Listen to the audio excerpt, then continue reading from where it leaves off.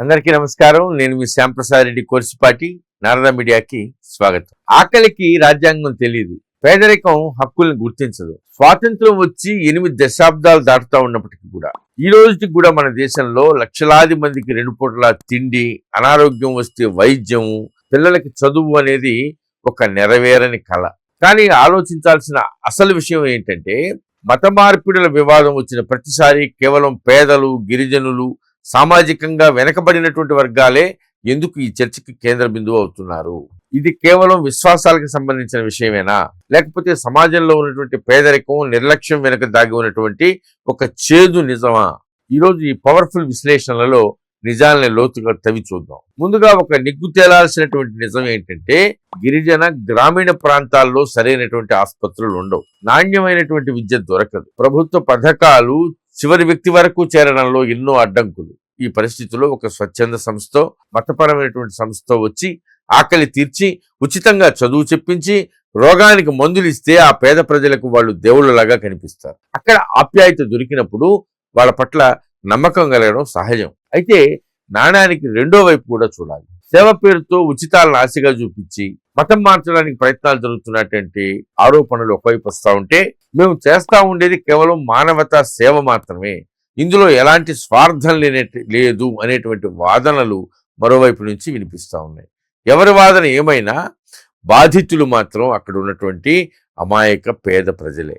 ఇక్కడ సమస్య కేవలం ఆకలి మాత్రమే కాదు, ఆత్మగౌరవం కూడా. మన సమాజంలో కొన్ని తరాలుగా కొన్ని వర్గాలు వివక్షను అనుభవించాయి. రాజ్యాంగం హక్కులు ఇచ్చినా, చట్టాలు వచ్చినా కొన్ని ప్రాంతాల్లో ఈ రోజుకి కూడా సామాజిక సమానత్వం, గౌరవం దక్కడం లేదనేది పచ్చి నిజం. ఎక్కడైతే ఒక మనిషికి తన సొంత సమాజంలో గౌరవం దక్కదో అక్కడ అతనికి సమానత్వం, అలాగే గుర్తింపు ఇస్తాం అనేటువంటి మాటలు ఆకర్షణీయంగా కనిపిస్తాయి. నా మనుషులు నన్ను దూరంగా నెట్టినప్పుడు నన్ను రమ్మని కౌగిలించుకునేటువంటి హృదయాల వైపు అడుగులు పడడం ఇంతేమీ కాదు. ఇక మరొక ప్రమాదకరమైన అంశం అద్భుత స్వస్థత సభలు, హీలింగ్ మీటింగ్స్. ఈ ప్రార్థనలతో క్యాన్సర్ నయమవుతుంది, మీ అప్పులన్నీ తీరిపోతాయి, రోగాలు నయమైపోతాయి అని చెప్పి అమాయకుల భయాందోళనల్ని, ఆర్థిక బలహీనతల్ని ఆసరాగా చేసుకుని మత మార్పిళ్లకు పురికొల్పడం ఎంతవరకు సమంజసం? ఇది కేవలం మూఢనమ్మకాలను పెంచడమే కాదు, శాస్త్రీయ ఆలోచనని, మనుషుల స్వతంత్ర నిర్ణయాధికారాన్ని చంపేయడం.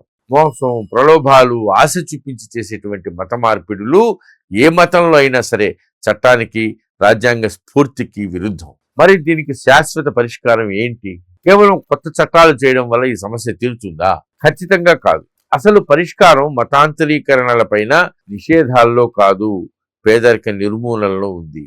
అభివృద్ధి చివరి వ్యక్తి వరకు చేరాలి. మారుమూల ప్రాంతాల్లో నాణ్యమైన ఉచిత విద్య, మెరుగైన వైద్యము, ఉపాధి అవకాశాలు కల్పించాలి. సామాజిక సమానత్వం రావాలి. కుల వర్గ భేదాలు లేకుండా ప్రతి ఒక్కరికి సమాజంలో గౌరవం, ఆత్మగౌరవం దక్కాలి. నిజమైన సేవ జరగాలి. స్వచ్ఛంద సంస్థలైనా, సామాజిక సంస్థలైనా ఎలాంటి ప్రతిఫలం ఆశించకుండా, స్వార్థం లేకుండా పేదలకు అండగా నిలవాలి. తన సొంత ఇంట్లో కడుపు నిండా కూడు, ఒంటి నిండా గుడ్డ, సమాజంలో ఆత్మగౌరవం దక్కినప్పుడు ఏ పౌరుడు కూడా బలహీన క్షణాల్లో ప్రలోభాలకు లొంగి తన గుర్తింపుని మార్చుకోడు. మనం అడగాల్సిన ప్రశ్న వాళ్ళు ఎందుకు మారారు అని కాదు, 8 దశాబ్దాలైనా వాళ్ళని మనం ఎందుకు పేదరికంలోనే ఉంచాము అని ఆలోచించండి. మీ అభిప్రాయాన్ని కింద కామెంట్లలో తప్పకుండా తెలియజేయండి. జై హింద్. ఈ వీడియో మీకు నచ్చినట్లయితే లైక్ చేయండి, షేర్ చేయండి, సబ్స్క్రైబ్ చేయండి.